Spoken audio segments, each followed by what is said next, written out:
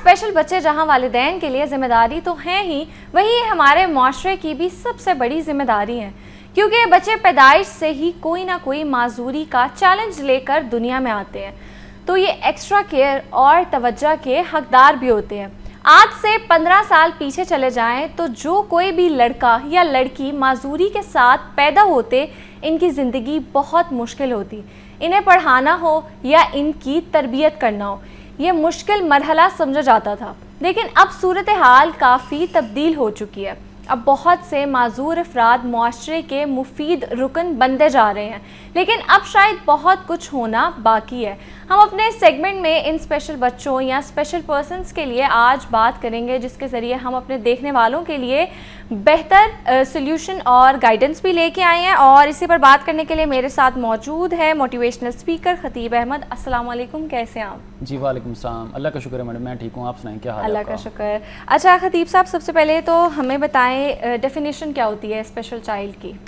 Madam ये वो बच्चे होते हैं जो पैदाइशी तौर पे या पैदाइश के कुछ टाइम बाद किसी बीमारी की वजह से, किसी हादसे की वजह से, किसी ना किसी इख्तलाफ के साथ होते हैं। जैसे कोई मतलब हम सुन सकते हैं कानों से, उनको किसी डिवाइस के साथ सुनना पड़ता है। कोई बच्चा देख नहीं सकता, चलने में मुश्किल है, व्हील चेयर का इस्तेमाल करता है, वो पैदाइशी तौर पर भी वैसा है, या उसके बगैर भी मतलब पैदाइश के बाद भी किसी वजह से भी टांग कट गई, या कोई हाथ है, कोई उसका बाजू कट गया है, या उसको अपना बैलेंस बरकरार रखने में कोई प्रॉब्लम है, समझने में प्रॉब्लम है, लो आईक्यू है, तो ये सारी डेफिनेशंस उसी के अंडर आती हैं। ठीक है।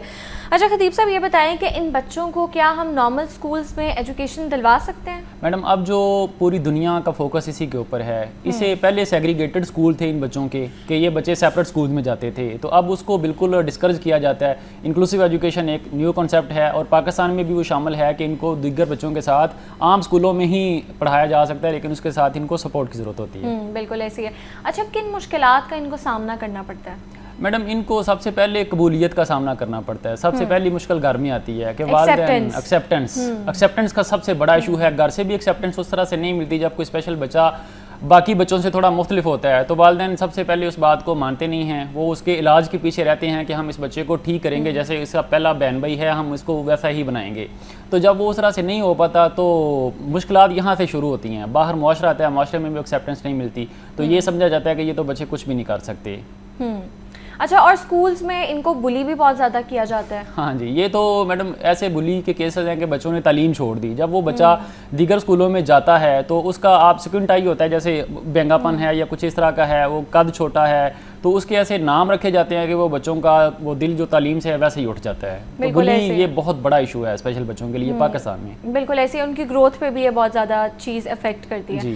अच्छा, ये बताएं कि अगर कोई व्हील चेयर पे है, तो उसके साथ ऑब्वियसली वो लाइफ गुजार रहा है। अक्सर हम अपने यूनिवर्सिटीज़ में देखते हैं, कॉलेजेस में देखते हैं, एक स्पेशल बच्चों का कोटा होता है और उनका फिर वहाँ पे एडमिशन होता है, हमारे साथ ही वो लोग पढ़ते हैं। तो हमारी एज एन इंडिविजुअल क्या रिस्पॉन्सिबिलिटी होनी चाहिए? हाँ जी मैडम, पहले तो मैं जब यूनिवर्सिटी पंजाब यूनिवर्सिटी का ग्रेजुएट है, मेरा मास्टर्स और एमफिल स्पेशल एजुकेशन में ही है। मेरे 10 class fellows person with disabilities थे, डेफ भी थे और ब्लाइंड भी थे और फिजिकली हैंडीकैपनेस के साथ भी थे, जिस्मानी माजूरी के साथ भी थे।